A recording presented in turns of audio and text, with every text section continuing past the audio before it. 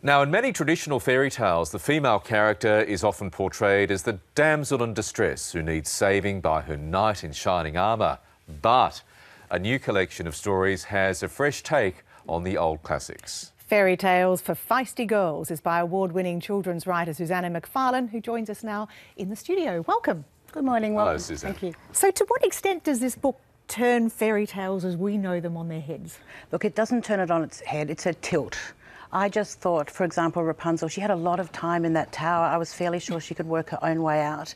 And I wrote a children's book series about a girl spy and 20 books of female empowerment for tweens. I turned my eyes to fairy tales and thought, I just think the girls would be doing more. Yeah. And so that's all I've done, really. Like Cinderella, she has those mean stepsisters, but in the end she gets the shoe and she pawns it so she can set up an animal sanctuary. So I just gave them a little bit more agency, but it's still very classic. It's still you don't depart too much from the traditional. No, and it's not modern times, just a little touch of vegan. I'm not sure vegan was a thing in the old And there are princes and boys on white horses? There are princes and there are white steeds and there are tiaras and there's very much happily ever afters. It's just that the girls have a little bit more to do with it. And Little Red Riding Hood, how is that tilted? She's the botanist. It all came, she was very observant. I mean, as if she wouldn't realise that her grandmother was a wolf. You know, it's just that, that's just not likely, is it? So we just pushed that a little bit further. And so she rescues her grandma herself because the woodman can't find his axe. So if he can't find his axe, how's he going to sort out the wolf? They're hopeless, aren't they? I know, doing all that woodwork anyway. And Thumbelina is the fourth one.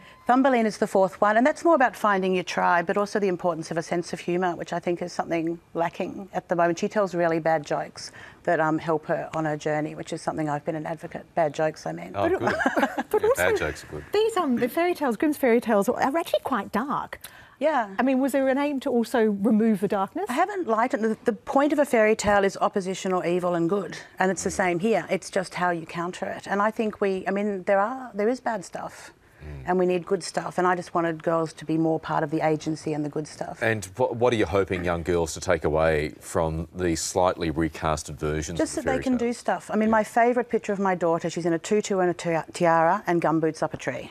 And so just girls need to do more of the gumboots and, you know, balance the tiara and the gumboots. But it's not just for girls, is it? No, I mean, boys can read it. We do say feisty girls because we're playing up that feistiness, but maybe we should play up the feelings of the boys. And the prince helping Rapunzel's a really good sidekick.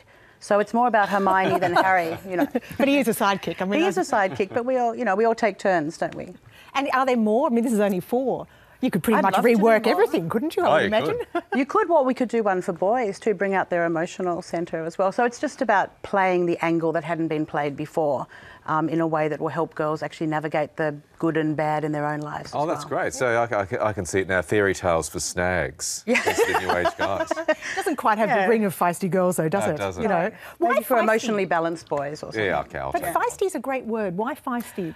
I feel very strongly about feisty because feisty's been made to feel like strident and a bit kind of hot-headed. A lot of women get put off and it's when you describe them irritating. as feisty. Whereas feisty is actually small, lively, strong and determined. And we'd all like to be that, and we'd all like our daughters to be that. So it doesn't have that connotation of screeching and bad-tempered. So I wanted to reclaim feisty and give it to girls. And, you know, everyone should a little feisty be, as I say. Yes, excellent. Yes, well... But don't be scared. It's okay. No, I'm not scared. It's all right. Oh, yes, I'll have to be a little bit more feisty. Yeah. Oh, you're pretty feisty. I think you've got the feisty down pat, Alex.